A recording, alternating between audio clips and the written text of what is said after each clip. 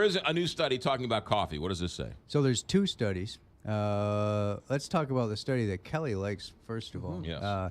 And this is actually, I think, the good news is not necessarily what the study says, but the concept that groups are starting to study non-white populations. So the vast majority of pieces of information that we have in the medical literature mostly deal with white men and tell you this or that or this type of thing.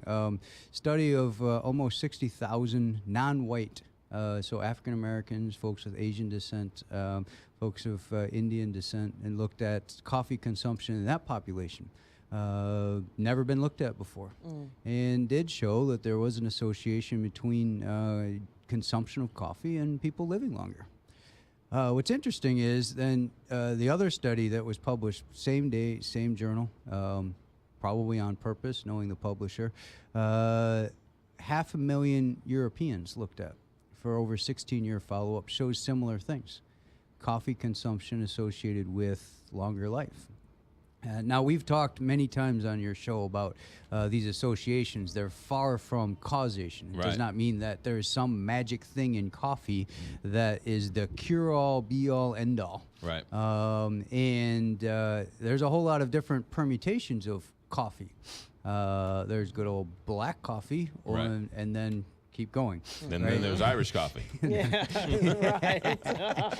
Special coffee. That's right. Yes. Special. Yes. So I think what we're talking about at the very least is black coffee consumption is not associated with worse outcomes, which I think a lot of folks, that's what we're concerned about. Is this bad for me? And I don't think there's any evidence that says that black coffee is bad for you. I think that adding things to coffee then starts dealing with what you add, whether it's cream or milk or a little bit of whiskey or whatever else you want to put into it. I mean, that has its own permutations. But I would say it's not bad. Now, the other thing that we have to keep in mind with respect to coffee is caffeine itself can cause some health problems. And frequently, that's heart-related. And frequently, that's speeding up your heart rate or heart arrhythmia, which may be exacerbated by caffeine. And so sometimes, unfortunately, even though I come in your studio every week with a cup of coffee, sometimes I have to advise somebody to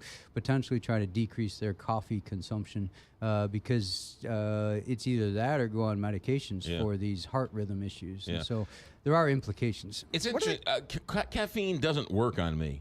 I take 2 Diet Cokes and can fall asleep in 4 seconds. Yeah, so I think maybe not getting enough sleep. It's the same thing for me, and that might be the same conclusion, Kelly. But I think it's a tolerance thing.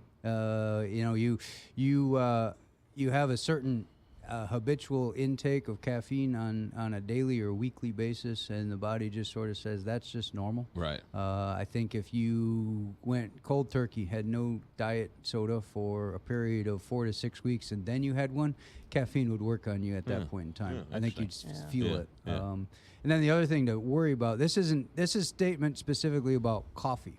Now, the other thing you bring up in terms of caffeine doesn't work for me is this huge new industry of energy drinks. Right. We're not talking about those being safe for you.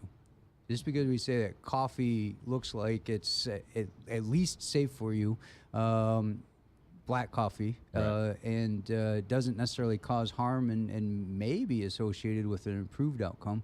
We're not talking about the energy drinks and all these things, and we don't have to name them all, but I mean, they're highly popular now, and I think those still have a lot to be proven with respect to their safety. Yeah, I can't imagine just drinking pure caffeine or is somehow good for you in some way, shape, or form. Well, the trick on those energy drinks is really hard because if you look at the ingredients label on the side of one of those things, there's things in there that, like, you're like, this is like a chemistry experiment or something. If you can't pronounce it, maybe you shouldn't be drinking it. Sugar and caffeine on top of sugar on top of caffeine. Yeah.